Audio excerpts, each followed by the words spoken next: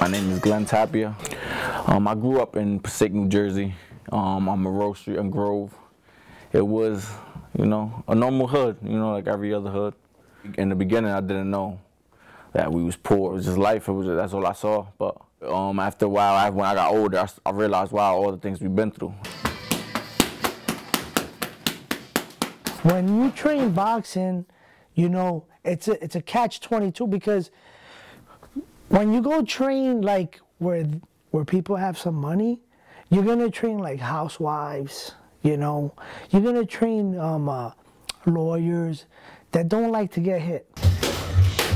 When you come to the inner city, is where you really get your fighters, you know. But there's no money, so you have to pick which one you want to do. You want to make money and train a housewife, or you really want to do some real boxing and get some inner city kids off the street and really make them some fighters. I started getting in trouble since I could remember. You know, it was just, that's all we did. You know, it was no like activities that we was into, so it was just mostly the streets and fighting and all that. A lot of trouble, a lot of uncomfortable situations when I was real young.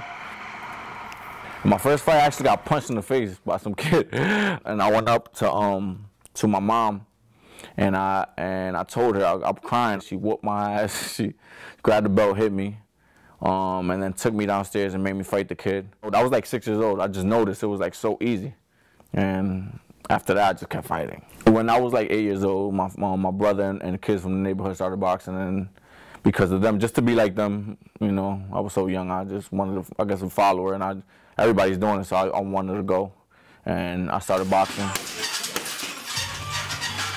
You know, I was more famous for being in the streets and being the kid that I was in the streets. I was more famous for that than for boxing. But I finally took it serious, and I noticed that there was nothing out there. You know, most of my friends are dying and are dead or in jail, so that was a reality. One of my friends ended up getting locked up, he ended up killing somebody, and then that hit me. It was like, wow, you know, what the hell I'm gonna do?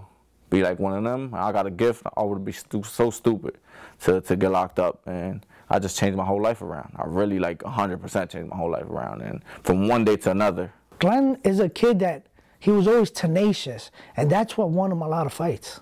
But Glen got in the streets. Glen, thank God, realized, I got a gift. I got to get back in the gym.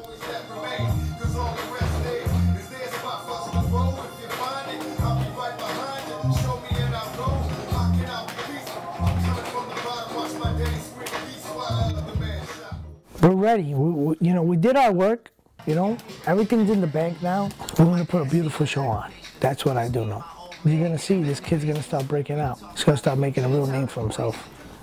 I love showing not just the people from Passaic, but mostly the kids, you know, showing them that they can make it out. Because when I was young, I really didn't have nobody to look up to, you know. There's people that did make it out, you know, like lawyers or doctors, even teachers, you know, but we never saw them come back, really, you know, and come back with nice cars and nice jewelry, you know, and to show us, the ones that we saw in the streets was drug dealers, gangsters, and we like, wow, I want to live that life because they're successful, you know. We didn't know that there's doctors out there that got houses and all that and whatever, and they got their life together. We thought that was the people that's successful because they're there every day. That's what we idolize.